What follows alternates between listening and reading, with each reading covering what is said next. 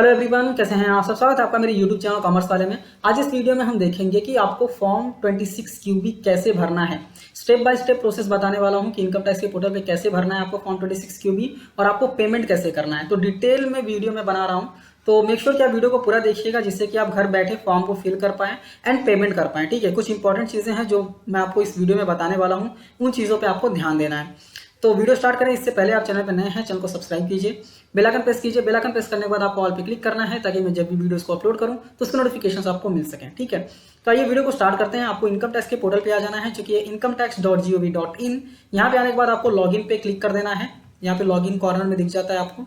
Click करने के बाद आपको क्या करना है, पैन कार्ड नंबर डालना है और कंटिन्यू कर देना है। पैन कार्ड नंबर ही आपका यूजर आईडी होता है। ठीक है, अगर आपने पासवर्ड क्रिएट नहीं किया है तो कैसे क्रिएट करना है वो आई बटन पे भी मैं लिंक कर दूंगा और डिस्क्रिप्शन में भी दे दूंगा, तो आप जाके वीडियो देख सकते हैं। इसके बाद आपको कंटिन्यू करना है। यहाँ पे आई एग्री पे क्लिक करना है, पासवर्ड डालना है और कंटिन्यू पे क्लिक कर देना है। जैसे ही क्लिक करेंगे यहाँ पे ई फाइल वाला ऑप्शन आपको दिख जाएगा, ई फाइल पे क्लिक करना है और यहाँ पे ई पे टैक्स का ऑप्शन दिखता है, इस पे आपको क्लिक कर देना है। क्लिक करने के बाद यहाँ पे न्यू पेमेंट का ऑप्शन आ जाएगा, यहाँ पे आपको क्लिक करना है न्यू पेमेंट पे।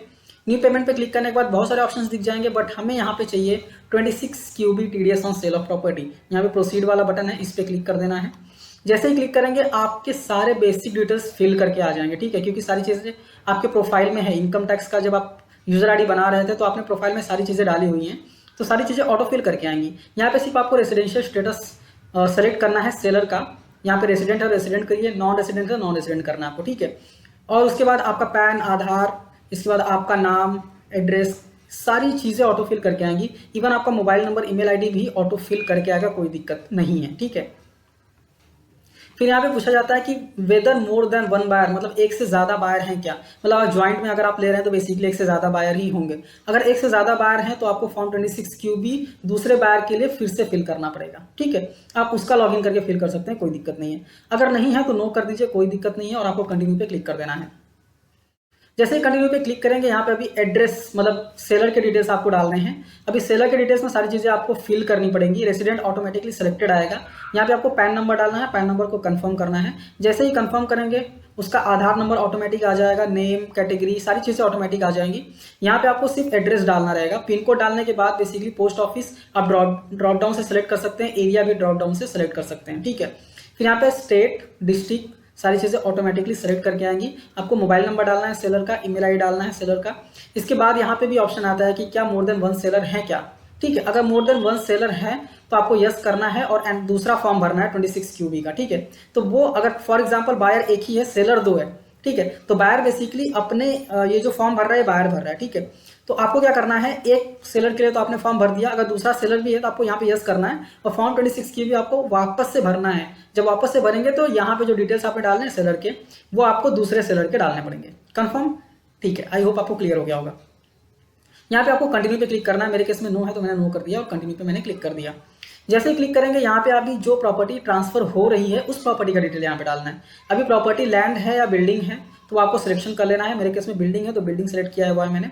ठीक है, यहाँ पे स्क्रॉल डाउन करेंगे तो आपको पूरा एड्रेस डालना पड़ेगा कि बिल्डिंग का एड्रेस बताओ। तो पिन कोड डालेंगे तो सेम पोस्ट ऑफिस आप ड्रॉप डाउन से सिलेक्ट कर सकते हैं, एरिया लोकेलिटी भी ड्रॉप डाउन से आप सिलेक्ट कर सकते हैं, डिस्ट्रिक्ट, स्टेट ऑटोमेटिकली आएगा, कोई भी दिक्कत नहीं है। ठीक है, फिर स्क्रॉल डाउन करेंगे तो यहाँ पे पूछता है कि डेट ऑफ बुकिंग क्या है, डेट ऑफ एग्रीमेंट क्या है, फिर कंसिडरेशन वैल्यू क्या है, कितने में प्रॉपर्टी खरीदी जा रही है या फिर बेची जा रही है, कंसिडरेशन वैल्यू क्या है। इसके बाद आपने कभी पेमेंट किया था सेलर को, ठीक है, और डेट ऑफ डिडक्शन क्या है। सिंपल सा लॉजिक है, जब आपने पेमेंट किया होगा तभी आपने डिडक्ट किया होगा। ठीक है, तो डेट सेम डालिएगा, कोई दिक्कत नहीं है। ओके, इस बार टाइप ऑफ पेमेंट पूछा जाता है कि लमसम है या इंस्टॉलमेंट है। इंस्टॉलमेंट है तो फिर ये क्या ये लास्ट इंस्टॉलमेंट है, ये फिर यस नो आपको करना पड़ेगा। बट अगर लमसम है, लोन पे लिया है तो लमसम ही कर देना है आपको और लमसम पे क्लिक करना है। इसके बाद पूछा जाता है कि whether stamp duty value is higher than say consideration value, तो आपको सीधा नो कर देना है कि नहीं, मतलब अगर हायर है तो यस करना है, नहीं है तो सीधा नो करना है आपको। ठीक है, आई होप आपको ये पॉइंट क्लियर हो गया होगा। फिर यहाँ पे नेक्स्ट पूछा जाता है कि टोटल अमाउंट जो है क्रेडिटेड है प्रीवियस इंस्टॉलमेंट में। चूंकि इंस्टॉलमेंट यहाँ पे मैंने सिलेक्शन किया नहीं है इसलिए यहाँ पे मैं कुछ फिल नहीं कर पाऊंगा। ठीक है, अभी स्क्रॉल डाउन करेंगे तो यहाँ पे बेसिकली अमाउंट पेड क्रेडिटेड ये वाला ऑप्शन आ जाता है कि आपने कितना अमाउंट पे किया है। 60 लाख का अमाउंट है तो 60 लाख पे किया होगा मैंने। स्टैम्प ड्यूटी वैल्यू पूछा जाता है कितना है स्टैम्प ड्यूटी वैल्यू उस प्रॉपर्टी का, तो 60,000 ही रहेगा, 60 लाख ही रहेगा बेसिकली, जो आपका अमाउंट आपने क्रेडिट किया हुआ है। ठीक है, तो यहाँ पे क्या होगा बेसिकली आपका टीडीएस जो है ना वो ऑटोमेटिकली कैलकुलेट करके आएगा, तो आपको कैलकुलेट करने की जरूरत नहीं है। यहाँ पे एक चीज ध्यान देना है कि अगर आपका स्टैम्प ड्यूटी वैल्यू बेसिकली 20% से ज्यादा है, मतलब जितना आपने अमाउंट पे किया क्रेडिट किया है, अगर उससे 20% से ज्यादा आपका स्टैम्प ड्यूटी वैल्यू, तो यहाँ पे कुछ वार्निंग आ जाता है, ठीक है, कि डिफरेंट 20% से ज्यादा है, तो वो आपको बेसिकली यहाँ पे ध्यान रखना है। ठीक है, इसके बाद आपको क्या करना है बेसिकली, ये जो पोर्शन है ना यहाँ पे टीडीएस कैलकुलेट करके आपको यहाँ पे कंटिन्यू पे क्लिक कर देना है। ठीक है, ये मैंने यहाँ पे समझाने के लिए बेसिकली सिर्फ अमाउंट चेंज किया था, जिससे कि आपको समझ में आ जाए कि डिफरेंस रहता है, तो यहाँ पे वार्निंग आ जाती है। फिर यहाँ पे जैसे ही आप आएंगे कंटिन्यू करके, यहाँ पे ऐड पेमेंट का डिटेल्स दिख जाएगा आपको। ठीक है, यहाँ पे सारी चीजें ऑटो फिल है, यहाँ पे कुछ फिल करने की जरूरत नहीं है। सिर्फ यहाँ पे आप देखेंगे कि कौन कौन से ऑप्शन है आपके पास। आपके पास नेट बैंकिंग है तो नेट बैंकिंग यूज कर सकते हैं आप। डेबिट कार्ड अगर आप यूज करना चाहते हैं तो डेबिट कार्ड आप यूज कर सकते हैं। आप पे एट बैंक काउंटर करना चाहते हैं तो वो भी आप यहाँ पे कर सकते हैं। आपको ऑप्शन सेलेक्ट करना है चेक, डिमांड ड्राफ्ट। इसके बाद यहाँ ड्रॉप डाउन में आपको बैंक के डिटेल्स दिख जाएंगे, वो आपको सिलेक्शन कर लेना है। आप आरटीजीएस एनईएफटी करना चाहते हैं तो वो ये वाले ऑप्शंस आपको दिख जाएंगे, सेलेक्ट करके कंटिन्यू करना है। पेमेंट गेटवे से आप करना चाहते हैं तो यहाँ पे क्रेडिट कार्ड और यूपीआई का भी ऑप्शन आपको देखने को मिल जाता है। ठीक है, यहाँ पे आपको बैंक सिलेक्शन करना है और कंटिन्यू पे क्लिक करना है, आप पेमेंट कर पाएंगे। ठीक है, तो पेमेंट करके नहीं दिखाने वाला हूं मैं, आपको क्या करना है, आप जिस चैनल के थ्रू पेमेंट कर सकते हो उस चैनल के थ्रू आपको पेमेंट कर देना है। ठीक है, पेमेंट करने के बाद क्या करना है वो मैं आपको बता देता हूँ।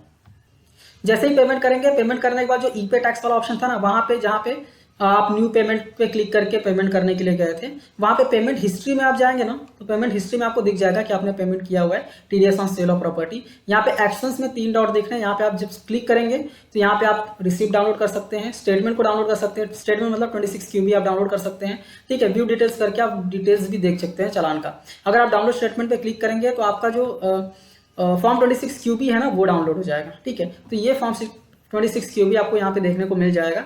तो ऐसे बेसिकली आप डाउनलोड कर सकते हैं, कोई भी दिक्कत नहीं है। तो आई होप पूरा प्रोसेस आपको समझ में आ गया होगा कि कैसे आपको फॉर्म फिल करना है, कैसे आपको पेमेंट करना है। पेमेंट करके नहीं दिखाया, बट आपको पेमेंट कर देना है जैसे आप नॉर्मली पेमेंट करते हैं। इसके बाद फॉर्म 26 क्यूबी कैसे डाउनलोड करना है वो भी मैंने आपको बता दिया है। तो आई होप आपको समझ में आ गया होगा कि कैसे बेसिकली आपको फॉर्म 26 क्यूबी भरना है, कैसे पेमेंट करना है। ये वीडियो अच्छी लगी है तो वीडियो को लाइक कीजिए, अपने दोस्तों के साथ भी शेयर कीजिए। अगर फॉर्म 16 आप देना चाहते हैं तो आप टीन एनएसडीएल वाला जो पोर्टल है ना, ट्रेसेस वाला, वहां पे जाके लॉगिन क्रिएट करके फॉर्म 16 जनरेट कर सकते हैं। अगर आपको नहीं करना आता है तो उसका वीडियो ऑलरेडी बनाया है मैंने, बट आप चाहते हैं कि मैं आपको बना दूं कि कैसे आपको फॉर्म 16 जनरेट करना है, तो वो वीडियो में मैं आपको बना के दे दूंगा, तो आप फॉर्म 16 भी जनरेट करके दे सकते हैं सेलर को। ठीक है, तो वीडियो अच्छी लगी है तो लाइक कीजिए, अपने दोस्तों के साथ भी शेयर कीजिए, और ऐसी वीडियोस को देखने के लिए चैनल को सब्सक्राइब करना मत भूलिए। मिलते हैं नेक्स्ट वीडियो में। Thank you for watching and all the best.